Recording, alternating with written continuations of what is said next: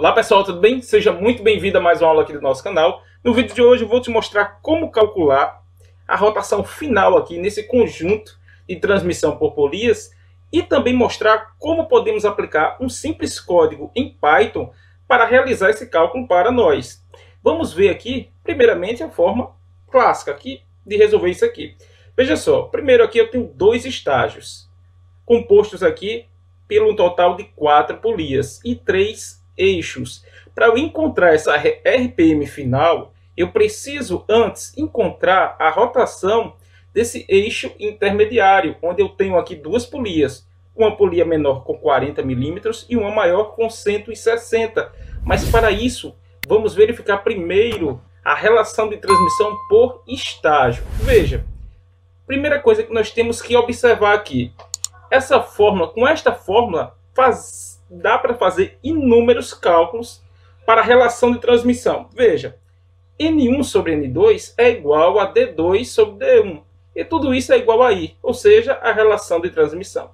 Se você observar aqui, nós temos todos os diâmetros das polias.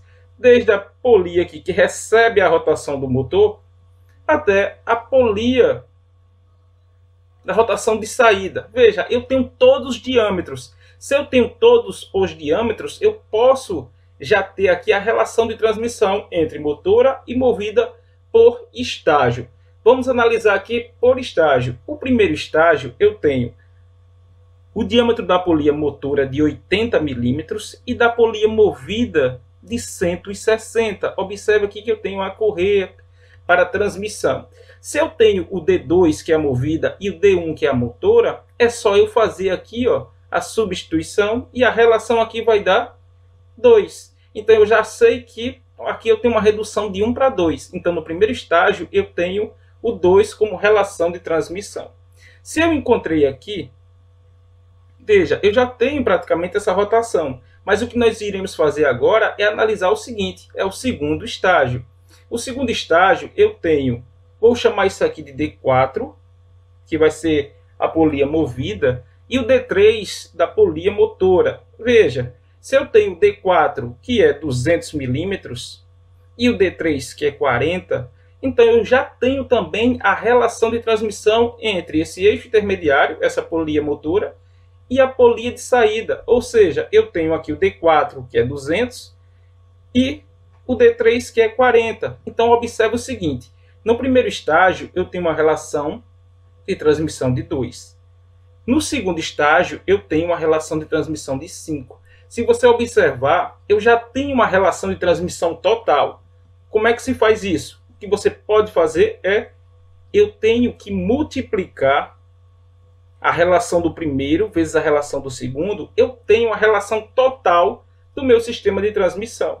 Se eu tenho uma relação total, já é possível eu encontrar aqui, ó, o RPM de saída. Qual a fórmula? Muito simples. A gente faz o seguinte, o RPM de saída será o RPM de entrada, que é 4.000 RPM, dividido pela relação total. Quem é a relação total?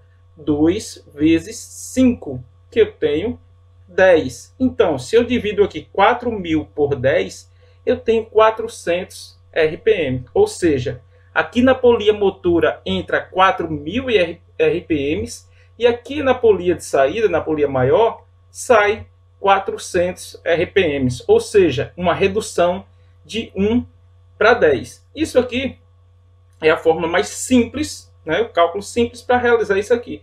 Mas nós também podemos aplicar aqui um código simples em Python para apenas nós alimentarmos o código e ele ali calcular para a gente. Vamos dar uma olhada aqui.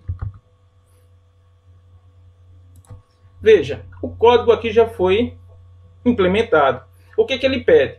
Observe lá, talvez vocês não lembrem, mas vamos preencher aqui. O RPM da polia motora é de 4.000.